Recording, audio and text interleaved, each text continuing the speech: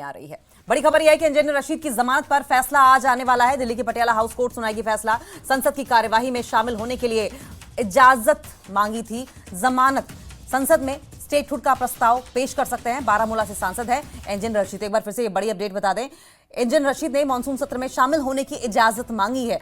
जमानत के लिए अपील की है उन्होंने, और ऐसे में अब सवाल यह है कि क्या उन्हें जमानत मिलेगी नहीं। आज इंजीनियर रशीद को मानसून सत्र में शामिल होने की इजाजत मिलेगी या नहीं, यह फैसला इस पर सुरक्षित रखा जाएगा। इंजीनियर रशीद को 2017 में टेरर फंडिंग केस में गिरफ्तार किया गया था। 2019 से संसद इंजीनियर रशीद तिहाड़ जेल में बंद है। 2 बार संसद की कार्यवाही में शामिल होने की इजाजत उन्हें मिल चुकी है। सवाल यह है कि अब की बार उन्हें इजाजत मिलेगी या नहीं, इस पर सबकी नजरें बनी रहेंगी। इंजीनियर रशीद ने मानसून सत्र में शामिल होने की इजाजत मांगी है, जमानत के लिए अपील की है। आज इंजीनियर रशीद को मानसून सत्र में शामिल होने की इजाजत मिलेगी या नहीं, या फिर इस पर फैसला सुरक्षित रखा जाएगा। इंजीनियर रशीद को 2017 में टेरर फंडिंग केस में गिरफ्तार किया गया था। 2019 से सांसद इंजीनियर रशीद तिहाड़ जेल में बंद है। 2 बार संसद की कार्यवाही में शामिल होने की उन्हें इजाजत मिल चुकी है। खुर्रम शहजाद फोन लाइन पर हमारे साथ जुड़ गए हैं। खुर्रम, क्या लगता है, 2 बार जिस तरीके से उन्हें परमिशन मिली है संसद की कार्यवाही में शामिल होने की, अब की बार उन्होंने फिर से इजाजत मांगी है, आपको लगता है जमानत मिलेगी?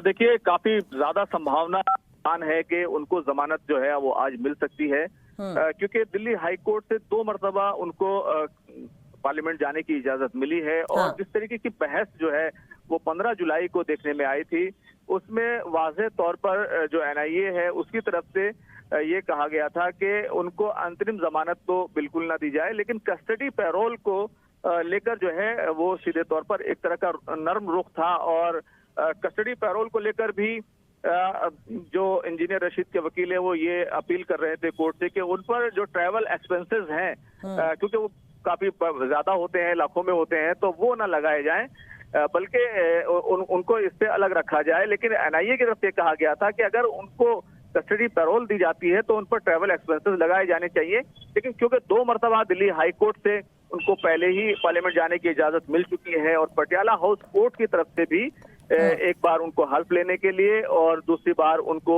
जो जम्मू कश्मीर के असेंबली इंतखाबात थे उनमें शामिल होने के लिए जमानत दी गई थी। एक बार कस्टडी पैरोल दी गई, एक बार अंतरिम जमानत जो है उनको दी गई थी।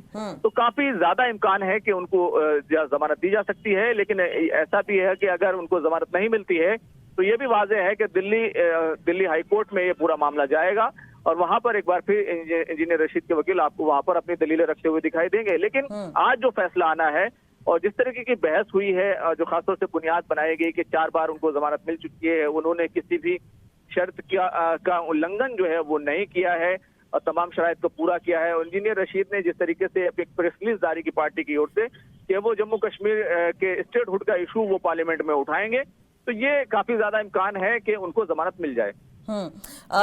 अगर हम आपसे समझना चाहें खुर्रम की कस्टडी पैरोल और इंटरिम बेल, अगर दोनों में से कुछ भी अवार्ड की जाती है इंजीनियर रशीद को, तो क्या कुछ सहूलियतें हैं, क्या टर्म्स एंड कंडीशंस होती हैं?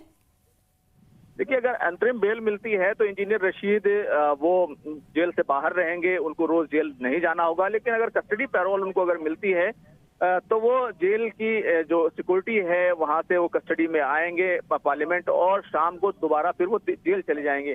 तो जब तक उनको इजाजत रहेगी तब तक वो जेल से सीधे पार्लियामेंट आते रहेंगे। 1 महीने का लंबा जो वक्त है, 21 बैठकें जो है, 21 सेशंस जो है वो पार्लियामेंट में होने हैं। तो क्या तमाम दिनों के लिए मिलेगी इजाजत या फिर कम दिनों के लिए मिलेगी? और ट्रैवल एक्सपेंसेस भी उसी तरीके से जिस तरीके से आमतौर से देखा गया है, क्योंकि दिल्ली में जो इंतखाबात हुए थे उसमें भी कई जो मुल्जिमान थे उनको जमानत दी गई थी, लेकिन सभी को ट्रैवल एक्सपेंसेस देना पड़ा था। इसी तरीके से इंजीनियर रशीद ने भी अब तक ट्रैवल एक्सपेंसेस दिए हैं जब भी वो कस्टडी पैरोल में पार्लियामेंट गए हैं। तो ऐसे में एक जो है अंतरिम अगर जमानत मिलती है तो उनको ठीक है, खुर्रम, बहुत बहुत शुक्रिया आपका।